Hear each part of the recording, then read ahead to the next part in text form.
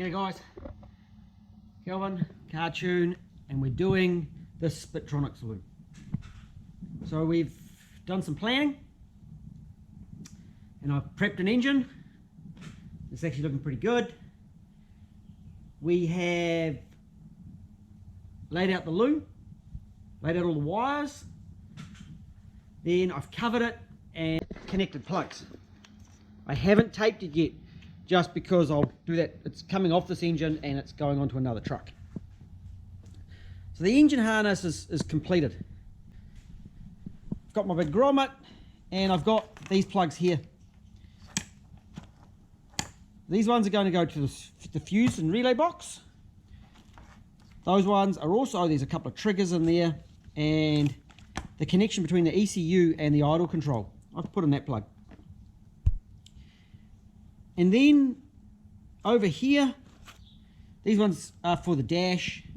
About the only one we'll be using on this is the tacho. You'll notice I've actually got a tacho high and a tacho low. This particular truck was running a pretty ragged and very poorly wired UZS 151 Crown non-VVTi wiring harness. So I will be getting in and, well, that's come out. But the rest of the truck is going to get a bit of a tidy up as well. I'll fire this loom up on this engine. We're going to strip the truck down. It's a bush truck. It's going off-road only. So there's a lot of shit coming out of it. And we're going to make it a pretty cool truck. It's rusty, so waterproofing is going to be tricky and keeping things dry. But once we're done, it's going to be a bit of a beast. I'm really excited to see how the Spitronics actually tunes. So far, it's really simple. It's been easy to work with. Personally, I do a few things differently. But for a system like this, and kind of doing it as per the instructions, hey, it's not too bad. If you're expecting a top of the line ECU, like Jason over here at the same time has been wiring up a Link Thunder. I think the base price is 4 or 5 times more for the ECU on that one. They're not the same ECU. And I actually get a bit annoyed at guys who try and compare the two, because they don't compare. This is budget. It's cheap, and you get what you pay for. I wasn't expecting a top of the line ECU, so far my expectations have been met. If it tunes well, I reckon it's going to be a really good thing. And of course, if you've done lots of them, there might be other things you might do differently. So my mate in South Africa, and he again, a lot like me, but his part in his hair is a lot further back, like way back. And he had a beard recently, and I joked about him being Santa. But it's all in good fun. And he probably would do things a little bit different because he's more familiar with the system. However, like, so far, in comparable cheap ECUs, I'm pretty happy. We'll see if that changes once I get it going and once I play with the software. But the next step now is going to be a relay and fuse box. I've had a bit of time overnight to have a think. We're going to keep it really simple. I'm going to kind of follow the instructions, but I'm adding an EFI relay for the ECU and the idle control, so its own relay. And I'm doing that because this truck, there's the possibility of issues within that wiring. I'll be going through it, but I just like that relay. So I'm going to have a fan relay, a main control relay, and an EFI relay, so 3. I was going to run a start relay, but I've changed that. So it's just the 3 relays. I've got 3 relay blocks, and I've actually taken the sticker off the little fuse box I got and added it to this one. In the information, it's on this sheet here. It's on the E31 sheet. We've got the relay set up here. Main battery in. We've got output to a fan that's triggered by one of the outputs, the general purpose outputs, and this one that's by the other one, the other main control relay output or fuel pump relay as such, and it's split off to power the engine as well. So the coils and injectors shouldn't actually have power when the engine's not running. And I don't mind that system, not at all. I often do it differently, but I don't mind it. There's the stuff here with, you'll see here some diodes. So I did just a check on that particular item, and there's a diode supplied in the pack. And I have read some stuff on the Spitronics website just to do a bit of research, and it says if you are suffering from interference, then you run that. I normally run a resistor protected relay, and we very rarely get flyback or EMF feedbacks over the relays. Playing by the rules, I've decided, well, mostly by the rules. I've got these Hella diode protected relays. Now what's really important when you use these is you get the switch power and the trigger around the correct way, or the ignition feed, 12 volts, the correct way around. Because if you don't, you'll blow shit up. Okay? Very, very important. On these ones, it has got 85 as the earth. Same as in the picture right here. 85 as the earth. 86 as a 12 volt, and with the diode across it. So with an unprotected relay or a resistor protected, it doesn't matter which way around you go. But with a diode protected, it is vital. Idiots get it wrong, blow shit up. It's not the fault of the relay, it's the guy wiring it. So vital, okay? So what have I done in here? I'm going to have this relay ignition switched. So I've got an ignition power coming in, I'm fusing it, comes in, and there's a power supply, 12 volt off the key for each of those. This is my main control, so that's a blue-black, and this one is blue-brown? Do we call it blue-brown? Oh no, it's blue-orange. It looks a bit browny, but that's blue-orange for that one, and that's for my fan control. You can see it on here in the diagram. Blue orange, general output 1, general purpose 2 goes to the idle controller, so that's over in this plug, and that was the blue white. I hope it's blue white, and so that's just going to loop through here. It would have been nice if they had have done the feed back to the idle control as a blue white as well. There's possibly other ECUs with different colors, so that's possibly why it's not like that. And then blue-black here comes in, and that is the main relay control. So that's what I've got so far. I'm going to go through and these are going to be my outputs. So I'm going to run some wires from here. They're going to come out and they're going to go to this plug. And these ones here are going to go to that plug. The fuel pump output and the fan output are just going to be left here. We'll sort them later on.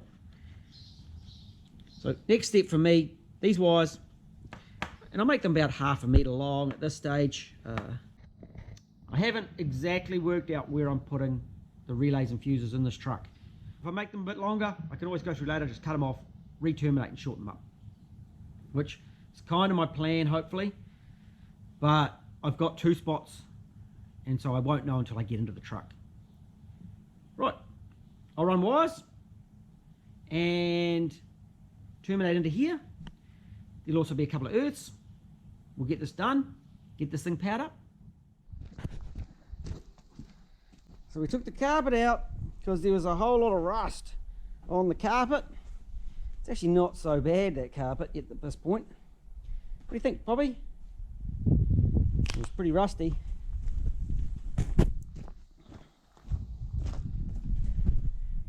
Terminals, wiring terminals all over the floor. A little bit of rust. A little bit of rust. Rust holes. But it's enough road truck. It'll be good when we're done. It will be good when we're done. Bit of a bird's nest under the bonnet as we pull some wire out of there. At one point it was actually certified. It's the holy door. And this side, yes, may need a little bit of welding in here.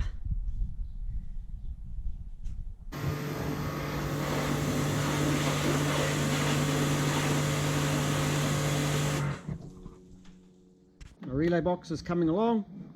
Fuses, all the outputs are done. So now I've got a link from the relays to the fuses. Plug into the engine harness is done. So I'll get in and do that. Relays, relay box.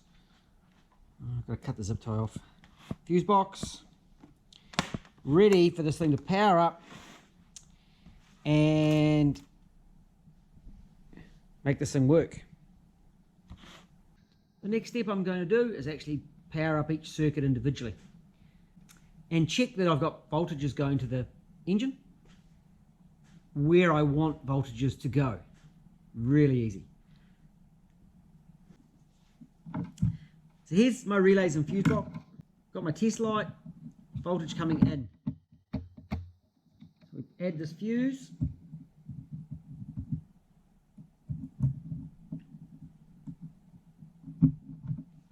What's voltage? There, there, and there. So that's the 12 volt to each of the relays. And of course that is on bottom 86. 80 switched input.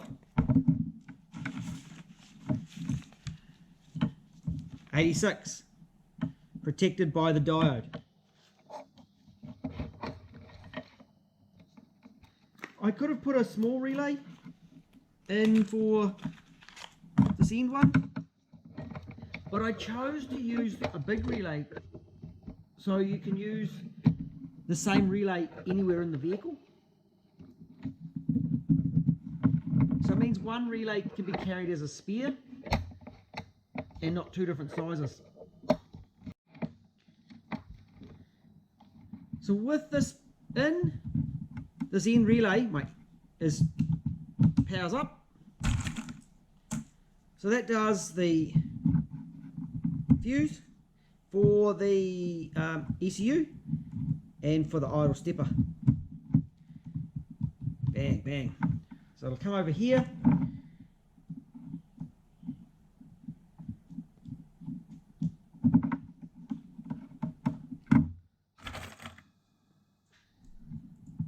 We've got injectors.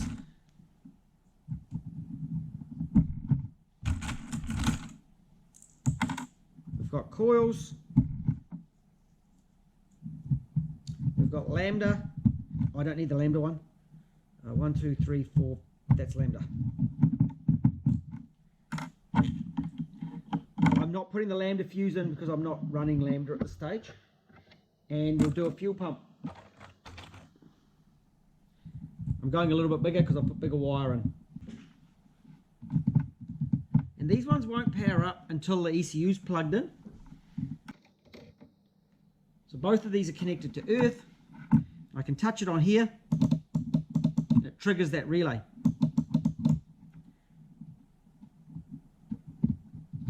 I've got power at all those components. Righto. So I've got my test light and it's on the fuel pump output. So I'm going to power it up for the first time. You'll see my fuel pump output's going, primes, switches off. And over here, the power light is on my Spitronics, on the control box. That is very positive. If I go to my stepper, we should have power at the middle 2 pins. We do. That's good too. And if I was to test something like my injectors, they come on and prime, turns off. Look at that.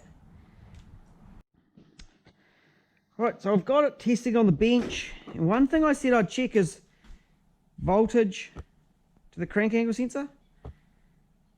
That's a little bit different to what I'd expect. I'd expect that to be nothing. It's showing a tiny, tiny bit of voltage there. So I'm going to jump on this website and do a bit of checking. So I've got the unit here, and I power it up. Light comes on, fuel pump prime, turns off, and we go to the crank sensor. This is interesting. Now this may be normal, it may not be normal. I got 5 volts there. If I unplug it, I will have continuity.